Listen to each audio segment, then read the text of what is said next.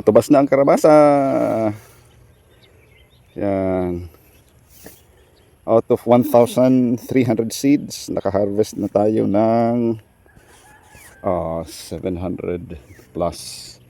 Ito, yan, mga nasa 1,000 kilos na din, 1 ton. Pero yan pa, mayroon pa tayong pipitasin dito. Yan, andito na si Super Lito. Ota, traktorahan ko, tanumang ko didingan tak. O dito to, ako pigbutang na sa mga kuan, may mga damage. Natigbas ko sa iba. Kuha na lang din daw ang gulayan. Hindi pa.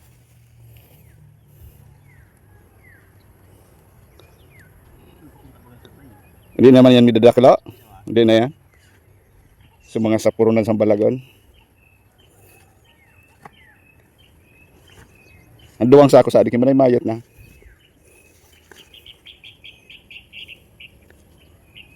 Titimbang ang paketo kuan sa garay ko.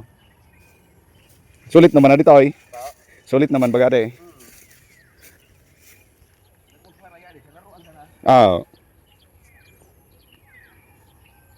Yay, sunod na pipitasin natin yan, oh. Nasa background. Thank you, Lord. Blessing. May mga bunga pang natitira pero maliliit na, oh. Pero pwede pa itong gulayin. Yung mga gustong maggulay-gulay, pwede pa to. Sarap nitong Sofia. Ito na ngayon ang tinatangkilik ng masang Pilipino pagdating sa kalabasa.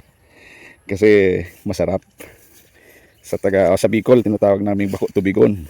Masapog, mapulot, masiramon. Yan o. Yan. Binadas ko na. Binadas lang yan ganito, oh. Yan. Para madaling makita yung bunga. Yan. Pero huwag masyadong mababa para yung bunga hindi tatamaan. Yan. Ganito lang. Tulad yan, oh. Yung bunga, oh. Pag naalis yung dahon, kitang-kita na yung bunga. Ganun. Ganun. Ganun lang ang paggawa. Ito, dalawang bunga, oh. Ito. Kaya, oh, madaling makita. Ganun lang. Huwag na masyado mababa. Maputo lang yung dahon. Yan, tulad niya, oh.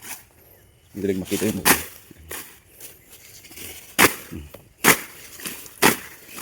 Tapos lilinisin ko na to. Dudurugin ko ng grass cutter. Ito, pawis yung video ko. Bumilis. Yan. Sabi ko dudurugin ko to ng grass cutter. Tapos papapasukan ko ng tubig para mabulok. And then pagkatapos na mabulok, mga 2 or 3 days, alisin ko yung tubig. And then traktora na yung dudurog sa lupa.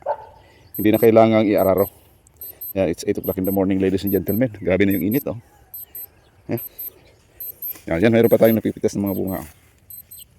Yan. So, yan ginagawa ko. Badas. Yan. Pag nabadas, yan lalabas yung bunga. Madaling hanapin, madaling pitasin. Yan.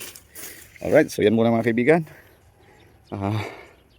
Medyo bumenta na rin ako dito ng around 26,000 pesos initially. At siguro kikita pa tayo dito ng mga more than 5,000 pesos. Yan. So okay na rin. Kaysa nung tinamnan ko ito ng palay, hindi man lang nakabalik yung puhunan ko. Talo ako. Pero dito sa kalabasa at saka konting upo ay nasa around 30,000 pesos na rin yung kinita ko. Okay, labas yung puhunan. Alright, so thank you very much and God bless you lahat.